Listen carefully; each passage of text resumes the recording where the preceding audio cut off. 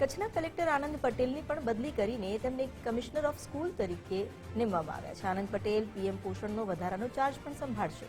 Ahmedabad collector Sujit કુમારની પણ બદલી કરાઈ, જેમને કમિશનર ઓફ સ્ટેટ ટેક્સ તરીકે મૂકવામાં આવ્યા. અજય પ્રકાશની એમડી એનર્જી ટ્રાન્સમિશનમાં બદલી થઈ.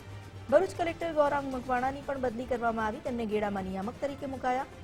ગૌરાંગ મકવાણાને 2 વધારાના ચાર્જ સોંપવામાં આવ્યા છે, જેઓ હવે એમડી જીપીસીએલ અને એમડી યુજીવીસીએલનો ચાર્જ સંભાળશે. પ્રભાવ જોશીની ટુરિઝમ કોર્પોરેશનમાંથી બદલી કરીને જૂનાગઢ કમિશનર તરીકે મૂકવામાં આવ્યા. ગાંધીનગર કમિશનર જેએન વાઘેલાની બદલી કરીને તેમને ગીર સોમનાથ કલેક્ટર તરીકે મૂકવામાં આવ્યા. જેએસ પ્રજાપતિની ગાંધીનગર મ્યુનિસિપલ કમિશનર તરીકે બદલી થઈ. તેજસ પરમારની સુરત કલેક્ટર તરીકે બદલી ગઈ. અમારી સાથે નિકુંજ છે. નિકુંજ, ઘણા મોટા ભાગના જે આઈએએસ અધિકારીઓ છે તેમની બદલી કરવામાં આવી છે અને ખાસ કરીને કલેક્ટર અને અલગ અલગ જે નિમણૂક કરવામાં આવી છે. આજે વહીવટી માળખામાં આટલો મોટો બદલાવ આવ્યો છે, શું વિગતો?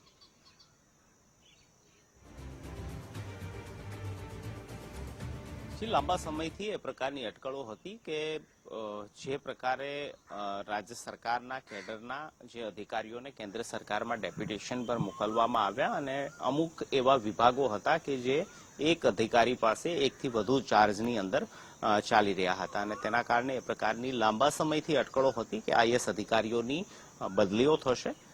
આજે 72 જેટલા આઈએએસ અધિકારીઓની બદલી કરવામાં આવી છે. 72 પૈકીના મહત્વના આઈએએસ અધિકારીઓ જિલ્લા કલેક્ટરો છે, મ્યુનિસિપલ કમિશનરો છે કે જેમની બદલીઓ થઈ છે.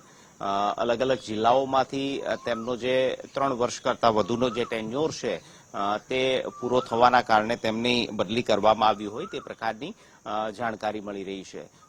નવી બનેલી મહાનગરપાલિકાની અંદર પણ મ્યુનિસિપલ કમિશનર તરીકે જેમને જવાબદારી સોંપવામાં આવી હતી તેવા કમિશનરોની પણ બદલી કરવામાં આવી છે અને જે જૂની મહાનગરપાલિકાની અંદર જે હયાત મ્યુનિસિપલ કમિશનરો હતા તેમની પણ બદલી થઈ છે. આ ઉપરાંત જિલ્લા કલેક્ટરોની પણ બદલી કરવામાં આવી છે.